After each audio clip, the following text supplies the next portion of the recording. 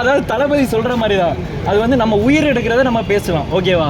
நேத்து அவன் தம்பி நேற்று வந்து ராணியில செத்து போடா இவங்களை பற்றிலாம் கேட்டு எதுக்கு இல்லை? அதாவது தளபதி சொன்ன மாதிரி தான். இவங்கெல்லாம் சொல்லுவாங்க நான் தற்கூரி இன்னும் நல்லா நோட் பண்ணிங்க.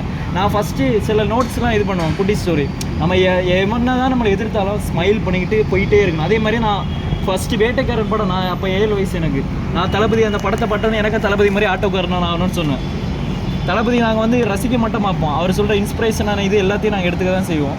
இதுக்கப்புறம் இந்த தற்கூரின்னு சொல்கிறதெல்லாம் விட்டுருக்காதீங்க. அப்புறம் சொல்கிறேன் இந்த சீமான் இந்த மாதிரி ஃபேன்ஸு இவனுங்களா கரெக்டாக சொன்னீங்க. அவனுங்கெல்லாம் என்ன அதுக்கப்புறம் நல்ல வேலை கேட்டீங்க சீமான் இதுன்னு. இப்போ ஸ்பெஷலி அஜித் ஃபேன்ஸ் என் ஃப்ரெண்ட்ஸ்லாம் எனக்கு சொல்லிடுறேன். நிறைய பேர் போட்டிருப்பாங்க இந்த இன்ஸ்டாகிராம் இதெல்லாம், சீமான் தொண்டன் அஜித் ரசிகன். அது அவருக்கு சொன்னதெல்லாம் எத்தனையோ கலாய்ச்சி பார்த்துருப்பீங்க. நீங்கள் நோட் பண்ணி இன்ஸ்டாகிராம் நோட் பண்ணுறீங்களா இல்லையான்னு தெரியல. அஜித்தை பற்றி கிளிக்கிறது நேரில் வராதவங்கள இவனா அப்படின்லான்னு.